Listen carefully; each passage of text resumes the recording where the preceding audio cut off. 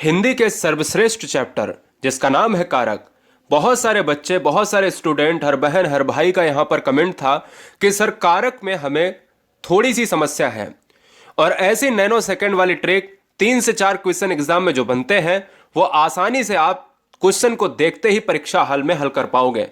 तो चलिए video start करते हैं। स्टार्ट करने से पहले आपको बता दें कि चैनल पर पहली बार है तो सब्सक्राइब कर लें, क्योंकि यह एक आपका परिवार है। हिंदी कारक में हम पूरा शिद्दत के साथ पढ़ेंगे और लास्ट में हम टेस्ट भी लगाने वाले हैं। तो चलिए देखिए, सबसे छोटी चीज पहले मैं बता देता हूं जिसमें एक क्वेश्चन बनता है। सबसे आसान क्वेश्चन जो बनता है वो पहली स्लाइड से बनेगा।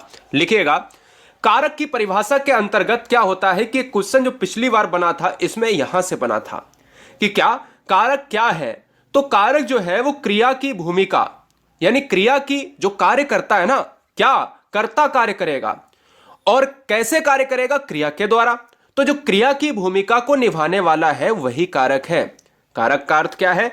किसी कार्य को करने वाला, यानी कर्ता जो होगा वो क्रिया को करने में जो भूमिका निभाता है दोस्त, वही क्या है? कारक है। और एक और क्वेश्चन पूछा जाता है जो मैंने यहां पर नहीं लिखा है, इस कारक को परसर्ग भी कहा जाता है। क्या कहा जाता है? परसर्ग। याद रख लीजिएगा। तो क्वेश्चन में कभी भी पूछ ले कि परसर्ग का अर्थ क्या है, तो कारक ही है। कारक को दूसरे नाम से क्या जानते हैं? तो परसर्ग के नाम से जानते हैं दोस्तों। ठीक है।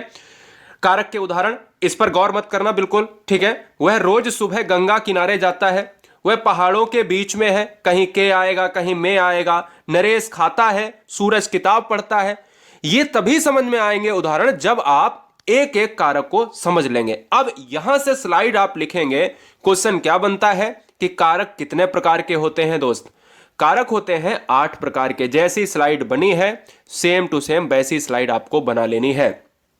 हिंदी में अगर पूछा जाए कि परसर्ग कितने होते हैं, बच्चा कंफ्यूज हो जाएगा, क्योंकि आज उसको पता चल गया है कि परसर्ग ही कारक है, कारक ही परसर्ग है।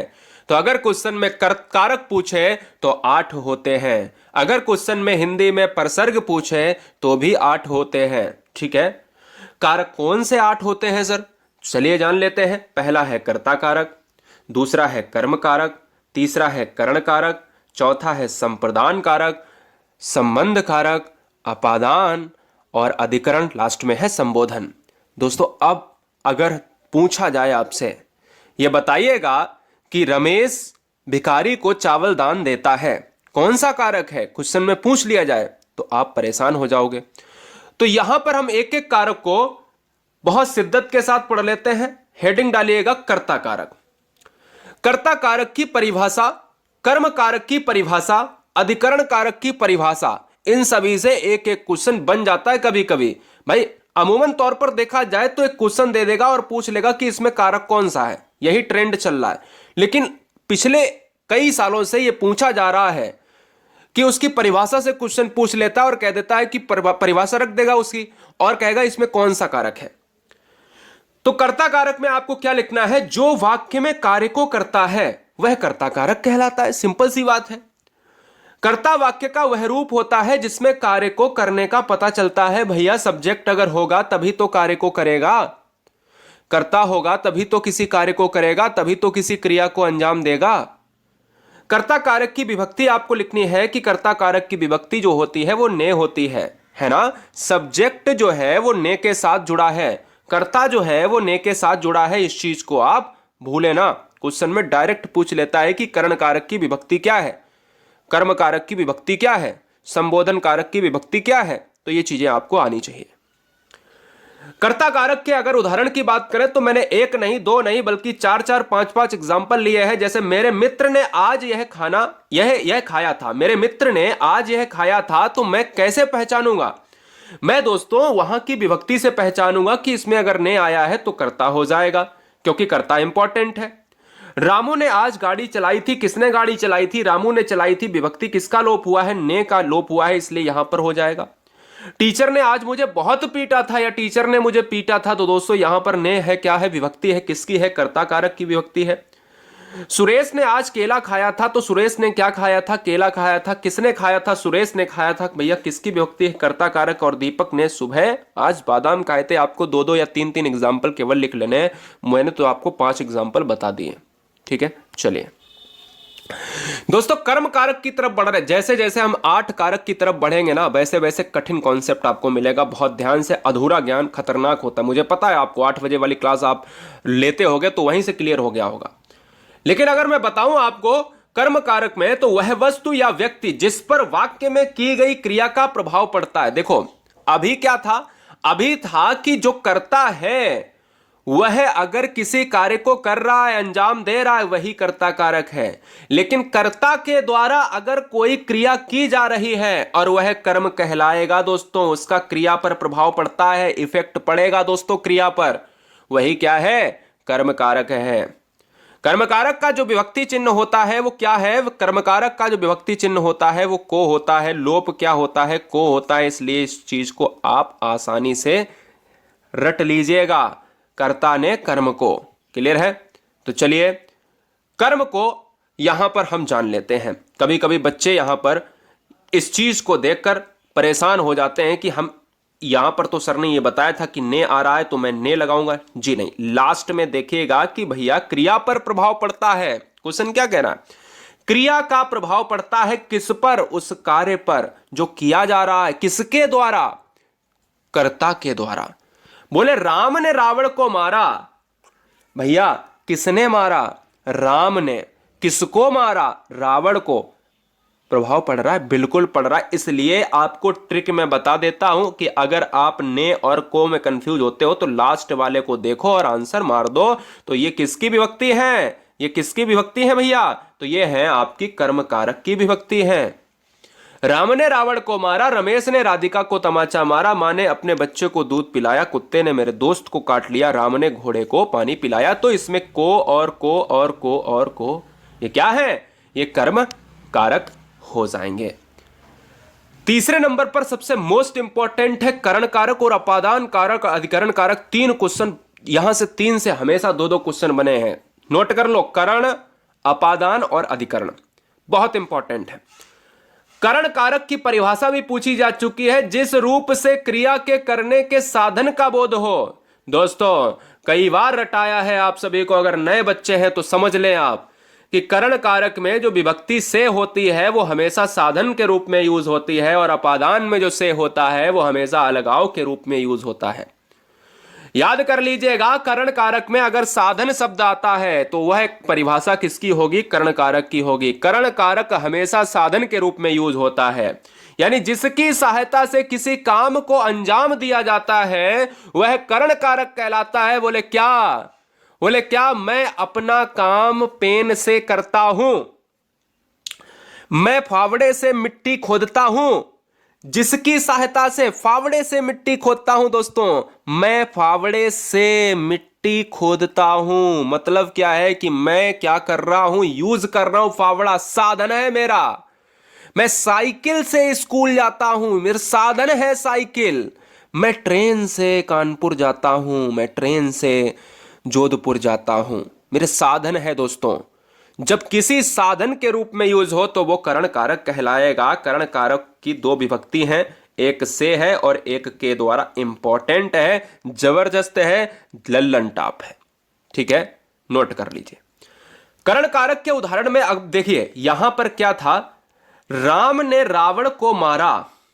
राम ने, देखो अभी तक अगर मैं कह देता राम ने मारा, राम ने मारा तो हो जाता कर्ता कारक की ने आया। राम ने रावण को मारा तो यहां पर क्या हो गया? कर्म कारक, क्योंकि को आया लास्ट में।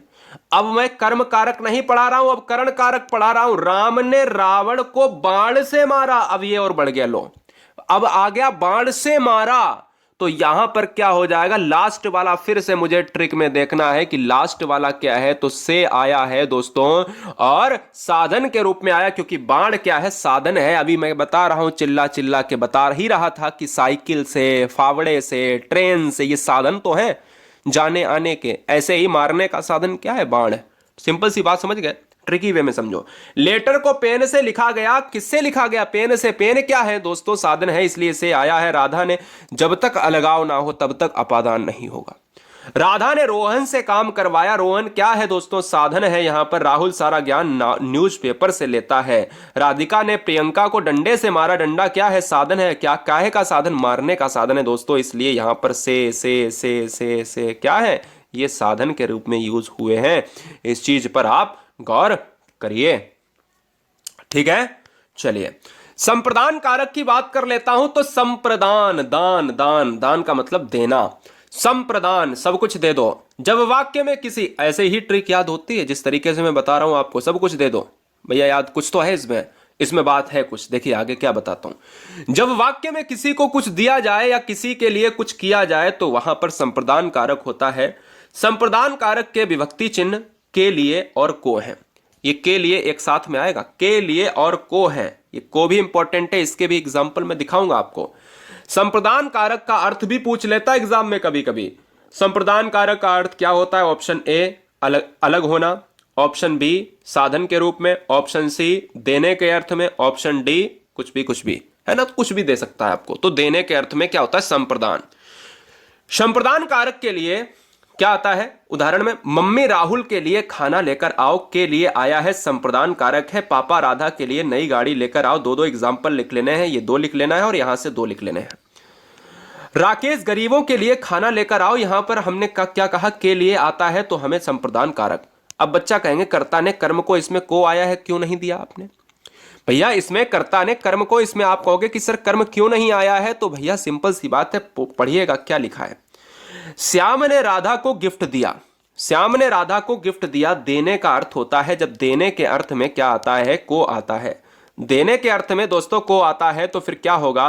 कुछ भी आप देते हैं, अगर दे रहे हैं उस बीच में अगर से भी आ जाए, को भी आ जाए, ने भी आ जाए तो सब कुछ छोड़ दिया जाता है, संप्रदान कारक ले लिया जाता है जब किसी चीज को दिया जाता है।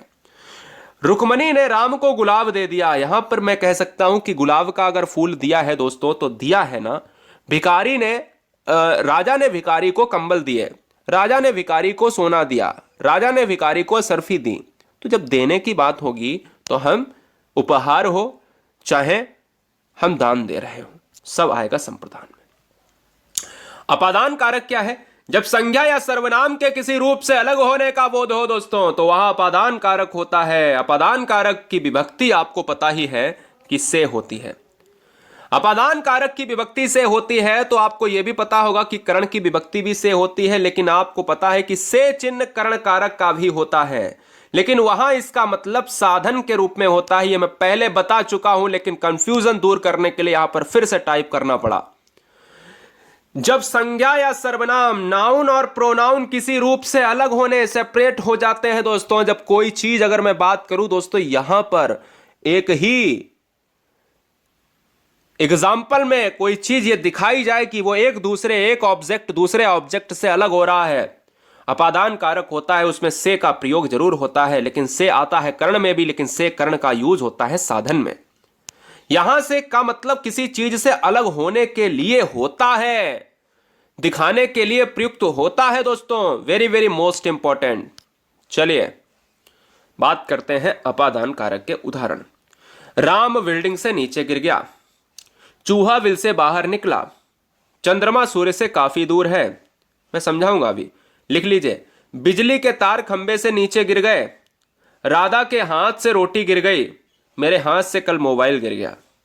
देखो राम खड़ा था बिल्डिंग पर और राम जो है यहां पर क्या है? गिर गया। तो भैया ये राम जो है ना अब जो है इस तरीके से गिर गया, तो ये बिल्डिंग का भैया ये सरफेस थी, इससे अब उसका संबंध रहा नहीं रहा। इसलिए जब अलगाव होता है, जब एक चीज दूसरे से गिर जाती है, ऊपर से अलगाव होता है, तो यहां जब से यूज होता है अपादान कारक होता है। बहुत फेमस एग्जांपल आपको देता हूं कि देखिएगा, जब पेड़ से पत्ता गिरता है तो पत्ता पहले पेड़ में लगा हुआ था, पत्ता जमीन पर क्या हो गया? गिर गया है दोस्तों। तो अब क्या हो जाएगा? तो अब ये पत्ता पेड़ से अलग हो चुका है, अपादान कारक। चूहा बिल से बाहर निकला, भैया चूहा था, इसमें रैट घुसा था, अब ये रैट बाहर चला गया, तो मैं ये कह सकता हूं बिल से इसका अलगाव हो गया है, तो ये भैया अपादान कारक। सूर्य चंद्रमा भैया सूर्य चंद्रमा, एक चंद्रमा है, सूर्य है, और यहां पर मैं कह सकता हूं मून और सूर्य से काफी दूर है। अगर मैं कह दूं भैया पृथ्वी अर्थ की बात कर लूं तो दोनों से दूर है काफी, तो यहां पर भी क्या है, अलगाव है, अपादान कारक। बिजली के तार खंबे से नीचे गिर गए, बिजली के तार अभी तक खंबे में लगे थे, अभी क्या हो गया, यहां से पोल से टूटा, अब ये नीचे आ गया, तो ये यहां से इसका क्या हो गया, अलगाव हो गया। राधा के हाथ से रोटी गिर गई, अभी तो राधा के हाथ में रोटी थी, अब ये गिर गई नीचे तो जमीन में आ गई, है ना। और मेरे हाथ से कल मोबाइल गिर गया, मेरे हाथ में मोबाइल था, अभी ये गिर गया नीचे, सिंपल सी बात है। संबंध कारक देखिए, लास्ट में हम क्वेश्चन भी लगाने वाले हैं। संबंध कारक देखिए कि संज्ञा या सर्वनाम का वह रूप जो हमें किन्हीं दो वस्तुओं के बीच का संबंध के बोध की बात करता है। सिंपल सी बात है कि भाई संबंध है तो संबंध के बीच की बात जरूर करेगा, संबंध के बीच की बात जरूर करेगा। कैसे करेगा, ये सबसे सिंपल है, सबसे सिंपल अगर देखा जाए कारकों में तो सबसे सिंपल यही है। संबंध कारक के विभक्ति चिन्ह बहुत है, काकी के, रारी रे, नानी ने, कैसे याद करोगे, देखो एग्जाम्पल में अगर देखा जाए कि यह बाइक पूजा की है, वह राम की बेटी है, राधा ने मोबाइल फेंक दिया, बच्चे का सिर दर्द कर रहा है, वह सुनील की गाड़ी है, रोहन का घर गांव में है। अब आप कहोगे सर समझ में नहीं आया। दोस्तों संबंध कारक की नीचे ट्रिक लिखिएगा कि देखिए जब भी कोई भी आपको वाक्य दिया जाए तो उसमें अपनत्व का बोध होता है। वही जैसे जैसे आप कह दो ये मेरी गाड़ी है, ये मेरा बच्चा है, ये मेरे पिताजी हैं, ये मेरा घर है, ये मेरी बाइक है, ये मेरी बीबी है, ये मेरा पति है, तो क्या है, ये जब मेरा मेरी ये क्या है, अपनत्व की, उससे अगर रिलेशन है मेरा तो ये क्या हो जाएगा, ये बाइक पूजा की है, ये राम की बेटी है, राधा ने मोबाइल फेंक दिया, उससे उसका जुड़ाव था, बच्चे का सिर दर्द कर रहा है, काकी के, रारी रे, नानी ने, वह सुनील की गाड़ी है, रोहन का घर गांव में है, उसका घर गांव में है, किसका, रोहन का घर, उससे जुड़ाव है। सिंपल सी बात है। अधिकरण कारक वेरी वेरी मोस्ट इंपॉर्टेंट, और ये दोस्तों सबसे इंपॉर्टेंट माना जाता है अधिकरण। संज्ञा का वह रूप जिससे क्रिया के आधार जब भी साधन का प्रयोग हो, तो दोस्तों करण कारक जब भी आधार का बोध हो तब अधिकरण कारक। नोट कर लीजिए, आधार का बोध हो तो अधिकरण कारक होगा, आधार अधिकरण, आधार अधिकरण। ट्रिक क्या हो गई, आधार अधिकरण। भूलोगे तो नहीं भूलोगे। इसमें विभक्ति में आती है और एक पर आती, दो विभक्ति हैं। भीतर, अंदर, ऊपर, बीच आदि शब्दों के लिए प्रयोग किया जाता है। भाई कोई भी ऑब्जेक्ट अगर कमरे के अंदर है तो हम में का यूज करते हैं, कोई अगर छत के ऊपर है तो पर यूज करते हैं। सिंपल सी बात। राम कमरे में है और राम छत पर है, तो जब छत की बात होगी तो दोस्तों पर, और कमरे की बात होगी तो में होगा। जैसे मछलियां पानी में रहती हैं, जमीन पर होंगी मछलियां तो पर आएगा, और पानी में रहेंगी तो अंदर के लिए में आएगा। घर के अंदर दीपक जल रहे हैं, ठीक है ना। जब भी अंदर का, भीतर का, ऊपर का बोध हो तो अधिकरण कारक आपको लगाना है, जरूरी नहीं में और पर आए। राम ने क्लास बीच में छोड़ दी, राम ने क्लास बीच में छोड़ दी तो में। राधा के घर के अंदर, अंदर देखो आया अंदर। अब आप कहोगे कि सर अधिकरण कारक में ये भी कॉन्सेप्ट होता है। बिल्कुल सर जी होता है, इसीलिए तो मैं पूरी तरीके से पूरा ज्ञान दे रहा हूं कि भीतर, अंदर, ऊपर, बीच, ये क्या है, ये अधिकरण कारक। क्योंकि यह आधार का, कि उस समय क्रिया जो हो रही है उसका आधार क्या है, भीतर है, अंदर है, ऊपर है या बीच में है। तो ये पूरी तरीके से एकदम डीपली में आप पढ़िए, ठीक है। राम छत पर है, पिताजी कुर्सी पर बैठे हुए हैं, कुर्सी पर बैठे हुए, ऊपर बैठे हुए। मेरी बात समझ रहे, चीजों को बहुत अच्छी तरीके से पढ़े। संबोधन कारक लास्ट रहेगा, और आज का यह है, फिर हम क्वेश्चन स्टार्ट करेंगे, लगभग 4 से 5 क्वेश्चन लेंगे। संज्ञा या सर्वनाम का वह रूप जिससे किसी को बुलाने, पुकारने या बोलने का बोध होता है तो वह संबोधन कारक कहलाता है। संबोधन कारक में अरे, हे, अजी आदि विभक्ति चिन्ह होता है। इसका प्रयोग वाक्य के प्रारंभ में होता है। संबोधन कारक में अरे आता है, हे आता है, अजी आता है, आदि विभक्ति चिन्ह जो होते हैं तो उसमें हम क्या कहते हैं कि भाई संबोधन कारक है। बहुत सिंपल है, इसमें आपको ज्यादा लिखने की जरूरत नहीं है। देखिए इसका सिंबल आपको मैं बता देता हूं कि इसका सिंबल क्या होता है। अरे में आप देखते हैं, अरे में ये लग गया, अरे, हे भगवान, अरे, हे, ये क्या है, ये सभी दोस्तों संबोधन कारक के हैं। चिन्ह ये यहां पर, अच्छा कभी कभी यहां पर लिख देता है अरे और चिन्ह नहीं लगाता है, तो भी आपको ये देखना पड़ेगा कि ये किसका है, ये संबोधन कारक का है। अरे रमेश तुम क्या कर रहे हो, अरे राम यह क्या हो गया, हे भगवान हमारे साथ ऐसा क्यों किया, अरे बच्चों इतना शोर मचा रहे हो, क्यों मचा रहे हो, अरे तू इतना बड़ा हो गया क्या, है ना। तो मैं ये कह सकता हूं संबोधन कारक हो जाएंगे। दोस्तों ये वीडियो अगर आपको पसंद आ रही है, क्योंकि बिना फालतू की बात